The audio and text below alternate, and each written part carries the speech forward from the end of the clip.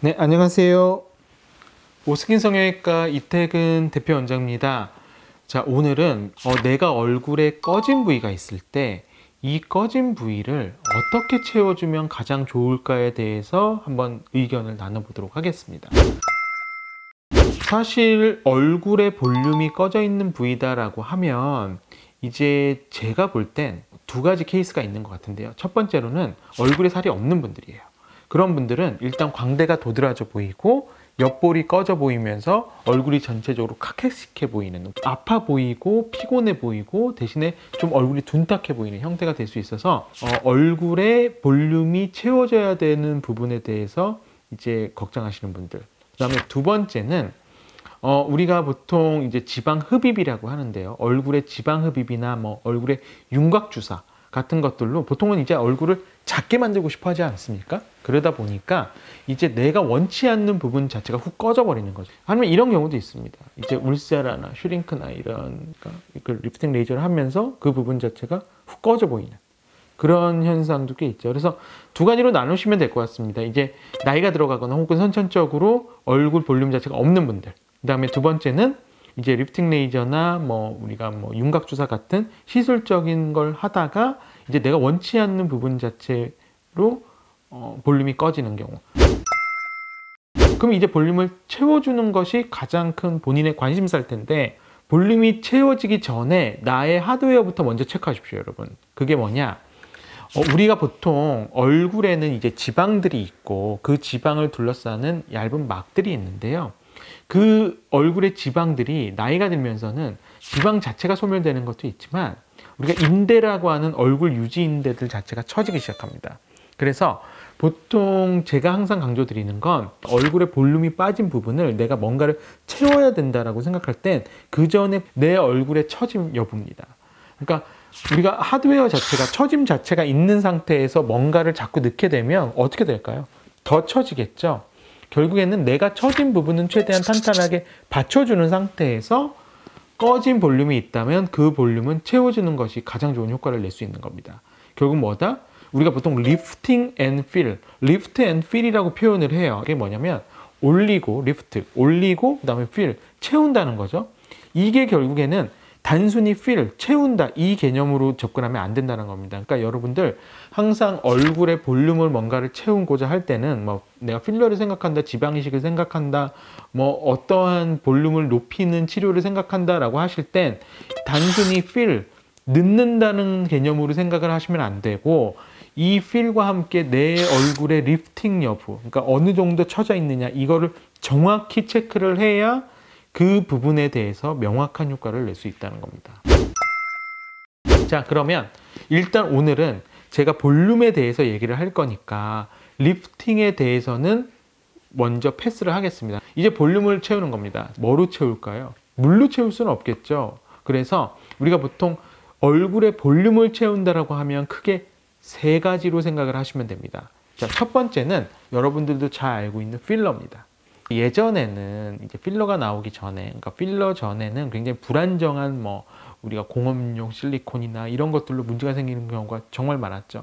근데 요즘은 필러 자체가 굉장히 이 물성 자체가 안정화가 돼 있기 때문에 그렇게 크게 문제가 되는 경우는 크진 않습니다. 물론 필러 시술을 하다가 뭐 실명이 온다거나 이런 건 다 이제 혈관에 대한 문제가 되는 거고요.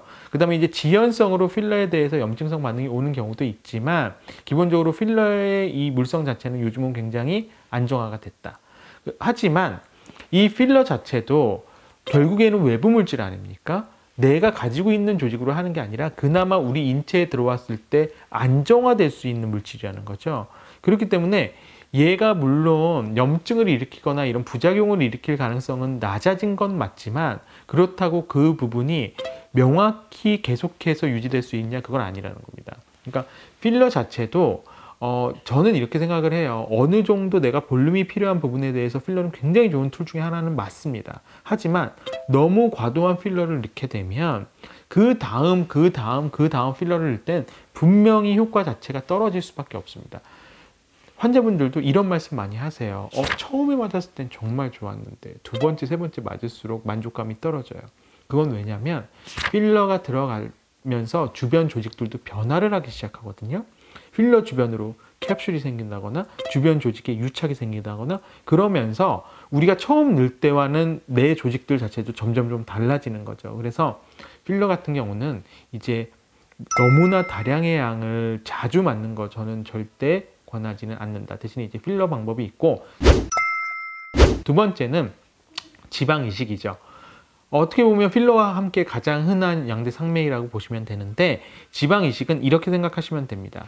나의 자가 지방을 다른 부위에서 다른 부위로 옮기는 거예요. 우리가 보통 일종의 프리 트랜스퍼, 그러니까 이렇게 생각하시면 돼요. 우리가 지방은 여러분 뭐를 먹고 살까요? 지방이 그 부분에서 계속해서 잘 유지가 되려면 지방은 피를 먹고 삽니다. 혈관이 있어야 된다는 거죠. 그런데 우리가 보통은 얼굴에 안면부에 옆볼이 꺼졌다거나 앞볼이 꺼졌다거나 팔자가 꺼졌다거나 이런 부분에 이제 지방 이식을 하게 되면 그 지방은 보통은 이제 배나 안쪽 허벅지에서 채취를 하거든요. 그럼 그 지방이 이 얼굴 부분에 와서 지속적으로 그 볼륨 자체를 유지를 하려면 그 지방을 먹여 살릴 수 있는 혈관이 만들어져야 되고, 이 혈관을 우리가 보통 미세혈관이라고 표현을 하는데, 만약의 경우에 안쪽 허벅지나 배에서 온 지방이 혈관이 만들어지지 않는다면 그 지방은 소멸이 되겠죠. 그러니까 그겁니다. 우리가 보통 지방이식은 뭘 제일 중요시 여기냐면 생착률을 가장 중요시 여기는데요. 이 생착률은 본인의 컨디션에 따라서도 다르고, 본인이 얼만큼 그 미세혈관이, 지방을 먹여 살릴 수 있는 미세혈관이 많이 만들어짐에 따라서 생착률은 달라지는 겁니다. 예를 들어 우리가 근육이 많이 움직이는 옆볼이나 이런 부위는 사실 필러나 지방 이식이 굉장히 효과가 떨어집니다. 많이 느끼실 거예요. 뭐 이마의 가운데 부분이나 턱 이런 부분하고는 다르죠. 왜냐하면 여기는 근육이 많은 부분이라서 우리가 먹거나 말을 할 때 계속 움직이죠. 그러니까 이 부분이 스테이블하지 않은 거예요. 그러다 보니까 생착률 자체가 떨어질 수밖에 없고, 두 번째는 특히 이 부분은 너무 많은 지방이나 필러를 넣게 되면 처지게 되죠. 그래서 옆볼 부위는 이제 우리가 지방 이식을 할 때 상대적으로 생착률이 떨어질 수 있는 부위다. 이렇게 꼭 기억을 하고 계셔야 됩니다. 마지막 세 번째는 스컬트라입니다. 어떻게 보면 제가 제 환자분들 중에서도 이제 스컬트라를 하는 경우가 꽤 많은데요. 제가 왜 이 시술을 좀 추천을 드리냐면, 스컬트라는 일단은 FDA 승인을 받은 약입니다. 근데 얘가 뭐냐? 콜라겐 생산 주사고요. 기본적으로 내가 가지고 있는 조직들을 증폭을 시키는 주사라고 보시면 됩니다. 얘는 가루로 생긴 약이기 때문에 필러나 이런 것처럼 젤리처럼 돼서 그걸 보면서 그대로 옮기거나 이런 개념이 아니라, 상대적으로 내가 볼륨이 꺼져 있는 부위를 반영구적으로 대신에 효과적으로 볼륨을 증진시켜준다, 이런 개념이고, 그러니까 당연히 지방이식이나 필러와 같은 다이렉트로 넣는 거에 비해서는 볼륨 자체가 확 이렇게 올라오는 정도는 조금 덜합니다. 하지만 제가 아까도 서두에서 설명드렸다시피 필러나 지방이식이 생착하기 어려운 부위가 있거든요. 그게 보통 옆볼입니다. 그리고 대부분 이제 옆볼 쪽에 지방이식이나 이런 필러나 이런 걸 생각하시는 분들은 이제 나이가 드시는 분들도 있지만 선천적으로 그 부위 자체가 많이 꺼지신 분들도 있거든요. 그러니까 그런 분들은 사실은 이걸 자주 할 수가 없어요. 왜냐면 이 부위는 자주 하게 되면 흉터화도 될 뿐만 아니라 이게 처짐이 굉장히 심하게 나타날 수 있는 부위이기 때문에 자주 할 수도 없고, 그래서 이런 분들한테는 스컬트라를 저는 좀 강력하게 추천을 드리는 편입니다. 이 그림을 보면 사실 이 스컬트라를 했을 때는 이게 즉각적인 반응이 나타나는 게 절대 아니라 그랬죠. 물론 스컬트라를 하고 나서 한두 달 정도는 이제 어느 정도 유지가 되다가 보통 한두 달에서 6개월 사이 요 기간이 약간 과도기처럼 옵니다. 그리고 6개월, 1년이 지났을 때 상대적으로 그 옆볼이나 팔자나 중안면이나 스컬트라를 했던 부위에 대해서는 증폭이 되는 효과가 있어서 얼굴의 볼륨이 살아나는 효과가 납니다. 그래서 이 스컬트라는 일종의 시드다. 그러니까 씨앗이라고 보시면 되고, 어떻다? 내 얼굴의 콜라겐층이나 조직들 자체를 증폭시켜주는 역할을 하죠. 대신에 스컬트라를 할 때도 꼭 기억하셔야 되는 점이 있습니다. 가장 주의할 점 중에 하나는 결절 현상인데요. 스컬트라는 이 부분 쪽에 이제 시드를 뿌려주는 것과 비슷하기 때문에, 그러니까 약을 뿌려주는 것과 비슷하기 때문에 얘가 이제 증폭이 돼야 되지 않습니까? 근데 이 약이 너무 뭉치게 되면 결절이 생길 수 있습니다. 그래서 항상 스컬트라를 하고 나서는 제가 한 2, 3주 가량은 본인이 맞은 스컬트라 부위를 굉장히 마사지를 많이 해주면서 결절이 생기지 않도록 예방해 주는 것이 필요합니다. 이 결절의 영향을 일종의 근육의 영향도 미치기 때문에 본인이 이 부분 쪽 근육이 뭉치지 않게 이렇게 마사지 해주시면 사실 부작용은 크게 걱정 안 하셔도 되는 시술 중에 하나입니다.